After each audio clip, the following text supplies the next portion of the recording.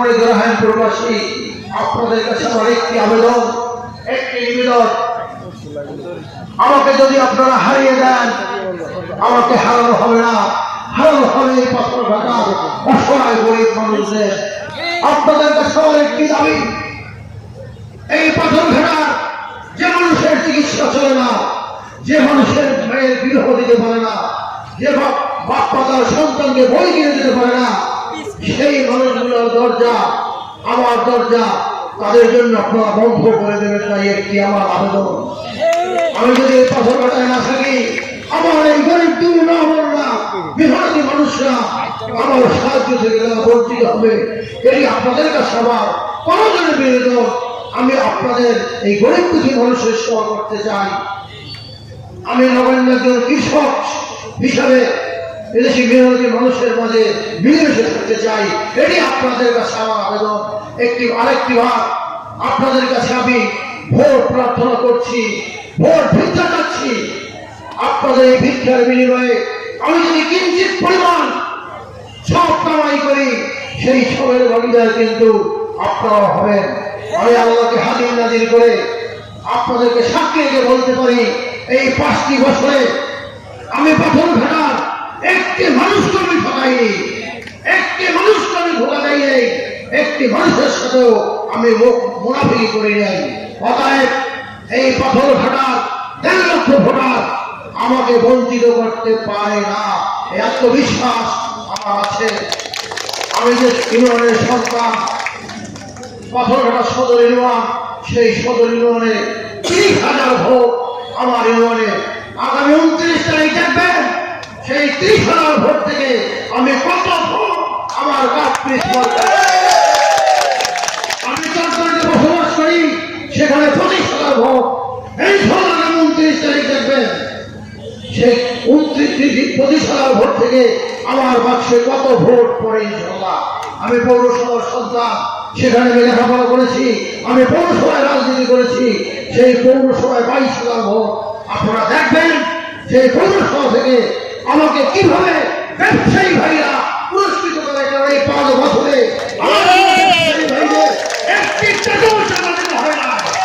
আপনারা দেখবেন আগামী 29 তারিখ কাপ মার্কার বিজয় কাহাকে বলে। ইনশাআল্লাহ আপনারা নিশ্চিত থাকেন, ব্যাপক ভোটের ব্যবধানে আমি 29 তারিখ বিজয়ী হব। এবং আজকের ঘোষণা করে গেলাম, আমাকে যদি আল্লাহ বিজয়ী করে, আমি প্রথমেই আসবো রামপুরের মাটিতে। আপনাদের মনে জনগণ পরিষদের দায়িত্ব এই 5টি বছর পালন করেছি। আমি শতভাগ স্বচ্ছতার ভিত্তিতে, জবাবদিহিতার ভিত্তিতে, ন্যায় নীতি পরায়ণ হয়ে আমি আপনাদের উপজেলা পরিষদ পরিচালনা করেছি। যারা ইউনিয়ন পরিষদের সদস্য, সম্মানিত চেয়ারম্যান বৃন্দ, ইউনিয়ন পরিষদের যারা উপজেলা পরিষদের অফিসারবৃন্দ, তারা কিন্তু এই বিষয়টি পুঙ্খানুপুঙ্খভাবে আপনাদের সমাজে বিস্তারিত ব্যাখ্যা দিয়েছেন। আমি শুধু একটি কথা বলতে চাই, আমি 29 তারিখ এই পাথরঘাটার মানুষের ভাগ্য পরিবর্তনের তারিখ। আগামী 29 তারিখ সিদ্ধান্ত হবে পাথরঘাটার মানুষ শান্তিতে থাকবে না অশান্তিতে থাকবে। আগামী 29 তারিখ সিদ্ধান্ত হবে পাথরঘাটার মানুষ সন্ত্রাসীরা শোষণ হবে না ভালো মানুষ দিয়ে শোষণ হবে। সেই সিদ্ধান্তের তারিখ কিন্তু আগামী 29 তারিখ।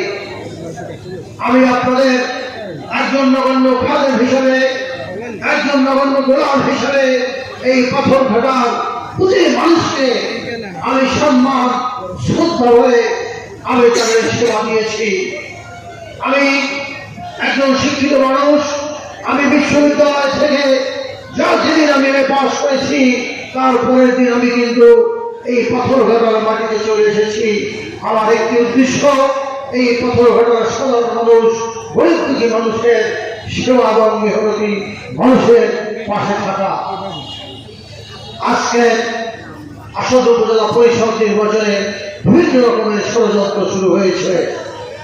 আমি বলতে চাই, এই রাহেনপুরের মানুষ যে অপবাদ আজকে আমার মাথায় দিয়েছেন, সে অপবাদের জন্য কিন্তু আমি দায়ী নই।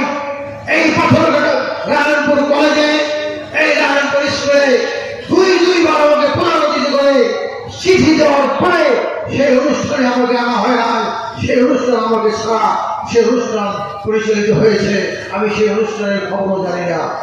এরকম একটি গভীর ষড়যন্ত্রের শিকার আমি মোস্তফা গোলাম কবির এই 5টি বছর। কারণ এখানকার যিনি চেয়ারম্যান ছিলেন ওনার একটি দূরভিসন্ধি ছিল যে সরকার হাসানুর রহমান রিমন আবার এমপি হবেন, উনি এই পাথরঘাটার উপজেলা পরিষদের নমিনেশন নিয়ে উনি উপজেলা পরিষদের চেয়ারম্যান হবে। সে কারণে উনি আমাকে কখনো এই রায়পুরে আসতে দেয় নাই। এইদিকে কিন্তু আমার নিজের দোষ নাই। তারপর আমি বিনীতভাবে করে আপনাদের কাছে আমি ক্ষমা প্রার্থনা করছি। আমি আজকে আপনাদেরকে কথা দিচ্ছি, আমাকে যদি আল্লাহ আপনাদের সমর্থনে আপনাদের দোয়ায় আমার উপজেলা পরিষদের চেয়ারম্যান নির্বাচিত করে, আমি প্রতি সপ্তাহে একদিনে রাহেলপুরে প্রতি সপ্তাহে একদিন আপনাদের রাহেলপুরে